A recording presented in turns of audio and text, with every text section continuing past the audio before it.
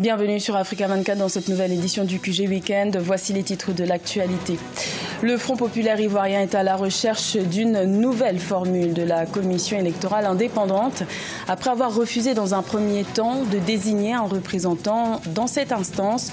Le FPI a décidé de revenir à la table des négociations. Le Front patriotique, parti d'opposition au Niger, annonce la saisine de la commission de la CEDEAO pour une intercession auprès des autorités pour éviter une crise préélectorale. Le Niger doit connaître des élections générales en 2020 et 2021. Et le Tchad s'inspire du Gabon en matière d'agriculture. Le pays projette de créer une zone économique spéciale agricole sur le modèle de la zone gabonaise COC. Détails à suivre dans cette édition. Mais tout d'abord, l'international camerounais Samuel Eto'o a annoncé sa décision de mettre un terme à sa carrière de joueur de football professionnel via les réseaux sociaux dans la nuit de vendredi à samedi. À 38 ans, ce lion indomptable est considéré comme l'un des plus grands joueurs africains de l'histoire. Pour rappel, il a remporté les Jeux Olympiques en 2000 ainsi que 2 CAN avec le Cameroun en 2000 et 2002.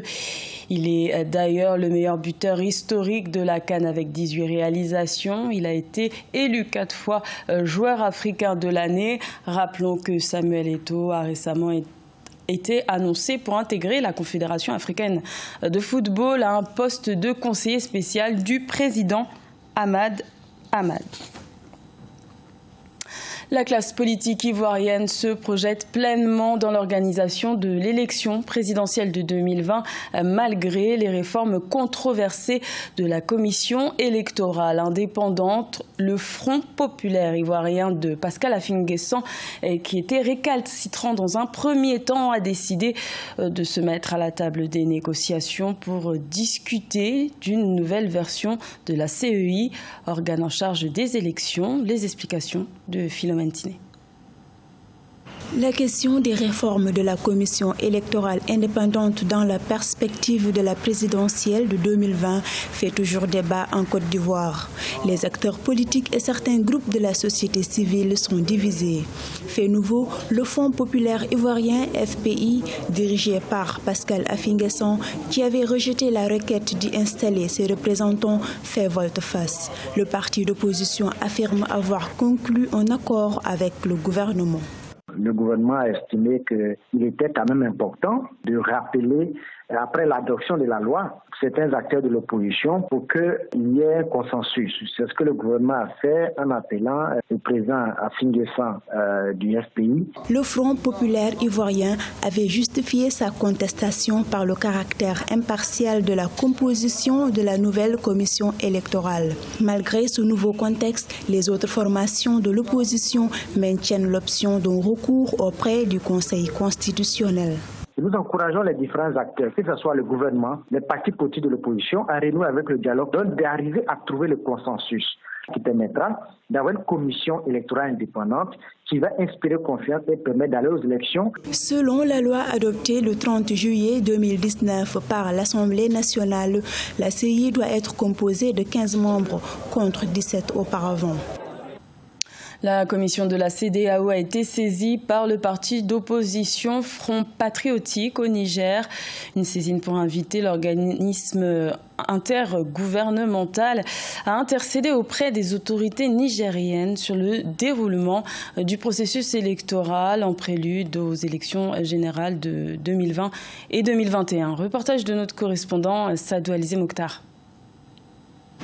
Au Niger, le Front patriotique, l'une des coalitions de l'opposition, saisit l'Organisation des États d'Afrique de l'Ouest, la CEDEAO, pour créer les conditions devant favoriser un dialogue politique en vue d'un processus électoral consensuel en 2020.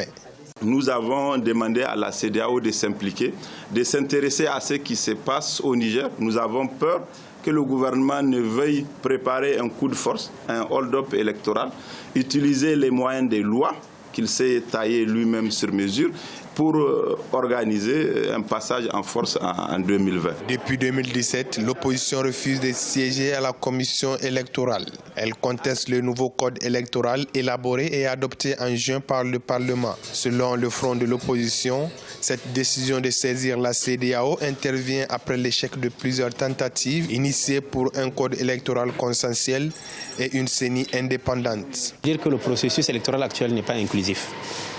Ce qui, pour tous les observateurs qui suivent le processus électoral actuel, savent qu'il n'est pas vrai. Parce que depuis, en tout cas, plusieurs mois, voire plusieurs années, l'opposition est dans une posture de boycott. La Commission nationale électorale indépendante du Niger, CENI, a dévoilé en août 2019 le calendrier des prochaines élections fixant au 27 décembre 2020 le premier tour de la présidentielle, couplé aux législatives et des élections municipales et régionales le 1er novembre 2020. Également dans l'actualité, en République démocratique du Congo, le premier gouvernement de coalition du nouveau président Félix Tshisekedi, au pouvoir depuis janvier 2019, et de son prédécesseur Joseph Kabila, qui détient la majorité avec le FCC, a été adopté ce vendredi. L'adoption de cette équipe menée par Sylvestre Ilunkamba s'est faite par 375 voix et 4 abstentions sur 500 députés au total, les députés de l'opposition ayant boycotté le vote. Le Tchad va bientôt se doter d'une zone économique spéciale agricole inspirée par le modèle gabonais en matière de création et de fonctionnement de zones franches. Le pays cherche à réformer son secteur agricole afin de promouvoir l'amélioration et la productivité agricole. Philomène Tiné.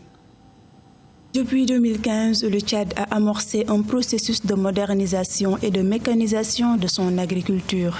Les autorités ambitionnent mettre en place une zone économique spéciale agricole dans le sud du pays. S'inspirant du Gabon, qui a mis en place une zone économique spéciale à Nkok, le Tchad envisage s'imprégner des mécanismes et procédures afin de reproduire le même modèle dans sa zone économique agricole. Cette politique permettrait au pays de disposer des documents des politiques agricoles pour négocier les différents accords internationaux en matière agricole. Au Tchad, l'agriculture représente 23% du produit intérieur brut et contribue à hauteur de 32% aux échanges commerciaux. Cependant, malgré les potentialités du pays en matière de production agricole, le niveau de performance du secteur reste relativement faible. Les agriculteurs sont confrontés à des difficultés de rendement de leurs produits agricoles. Il y a plusieurs agriculteurs qui sont dans les zones reculées. Transporter leurs produits dans des zones urbaines pose toujours de problèmes à ceux qui sont dans les zones reculées. Il est très difficile au Tchad d'avoir l'accès au crédit agricole. Depuis quelques années, l'agriculture au Tchad est entrée dans une phase de modernisation. Celle-ci devrait passer par l'intensification et la mécanisation des moyens de production qui constituent une alternative aux faiblesses d'ordre naturel, technique, institutionnel et financier du secteur. Au Nigeria, les entreprises privées sont encouragées à partager le coût des projets d'infrastructure par un système de réduction d'impôts, une mesure stratégique pour les autorités qui cherchent à diversifier l'économie du pays afin de dépendre moins des revenus des hydrocarbures. Marcel Farbamaoun. Comme annoncé fin mai 2019, le gouvernement du Nigeria a mis en place de nouvelles mesures fiscales qui concernent l'octroi de crédit ou d'un programme de réduction d'impôts en faveur d'entreprises investissant dans un projet d'infrastructure dans le pays, de routes en particulier. Ce, dans le cadre d'une stratégie visant à diversifier l'économie nigériane, jusqu'ici dépendante de ses ventes de pétrole. Tout d'abord, nous nous concentrons sur les grandes entreprises en particulier. Vous remarquez que l'économie vient de sortir de la récession. Nous voulons donc nous assurer de ne pas alourdir les propriétaires de petites entreprises. En 2018, 5 000 milliards de naira, soit 17,39 milliards de dollars, ont été collectés en impôts au Nigeria. Pour 2019, l'objectif affiché par les autorités nigérianes est de 8 900 naira, soit 24,55 milliards de dollars. Une probable augmentation qui pourrait bien se produire quand on sait que le nombre de contribuables devrait passer de 20 millions en 2018 à environ 45 millions en 2019. Pendant très longtemps, la question de la fiscalité n'était pas vraiment d'actualité.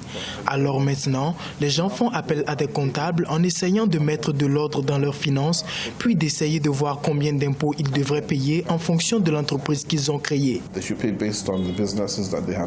Le taux de la taxe sur la valeur ajoutée au Nigeria est de 5%, soit l'un des plus bas au monde, et les autorités envisagent de l'augmenter.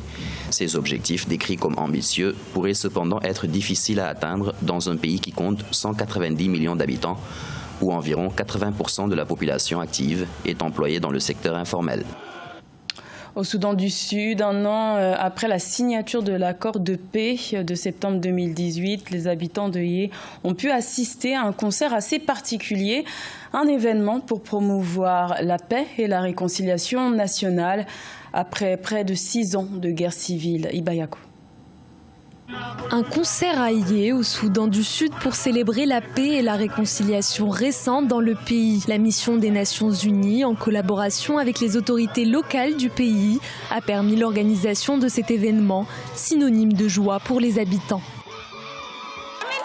Maintenant que nous vivons en paix, je suis heureuse parce que mes enfants peuvent aller à l'école. Je peux maintenant aller à Juba, à Yé ou à Khartoum. Je suis très heureuse avec cette paix.